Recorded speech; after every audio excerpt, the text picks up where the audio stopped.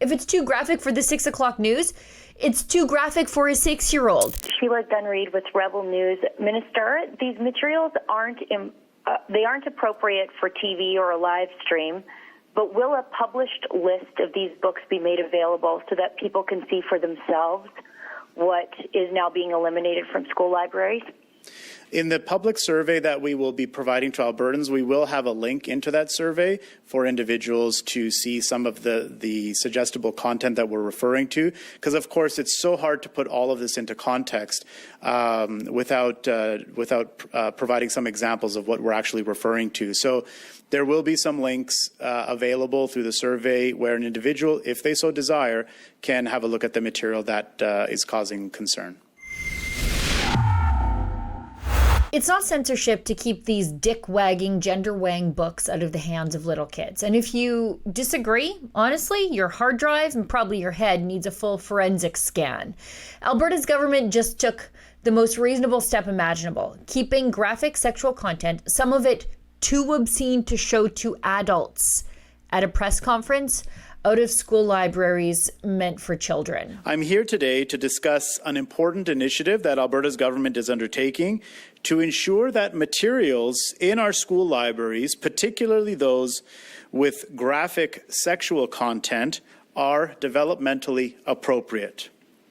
And I want to be clear right from the onset, this is not a question of banning specific books or specific titles, but rather establishing clear policies and guidelines for all school divisions to follow. We value and recognize the expertise of librarians, administrators, and other school staff.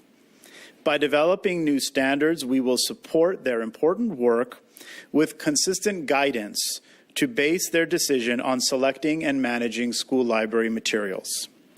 But first, we are asking Albertans to provide their input by completing a short survey.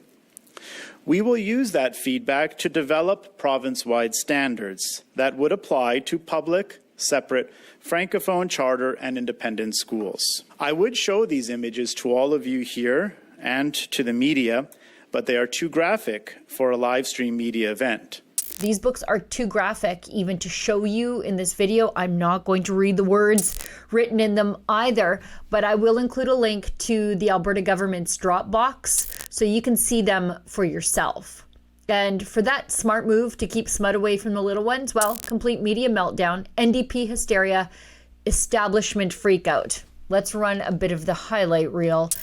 The Alberta media had access to that same government Dropbox, full of these explicit book excerpts from before the press conference. They had the embargoed version.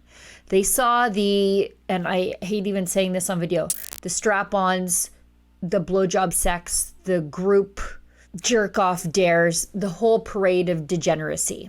And they still called it book banning. Just absolute weirdos.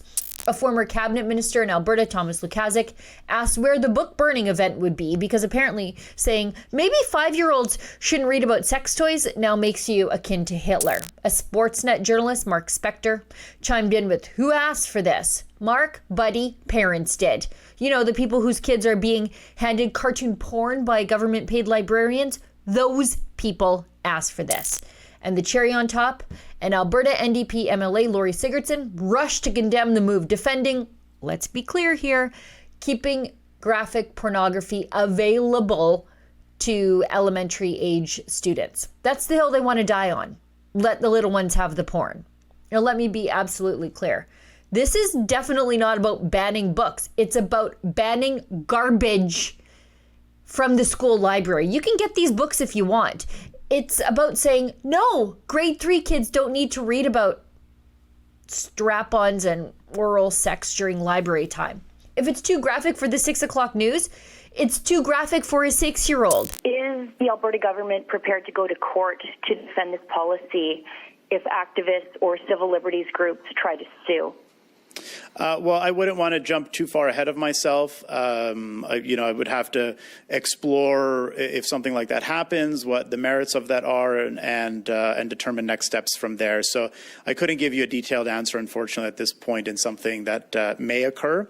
But we do firmly believe that children in our schools should not have access to books that contain graphic depictions of sexual acts. The freaks defending this filth are so far removed from normal everyday people, they might as well be speaking Martian.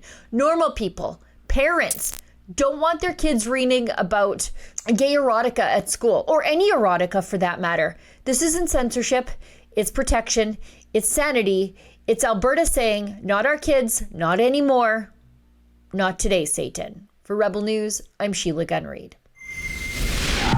If you agree with me that this sexualized smut should not be in the classroom and that sex activist teachers should not be infusing kids with radical gender ideology, head on over and sign our petition at stopclassroomgrooming.com.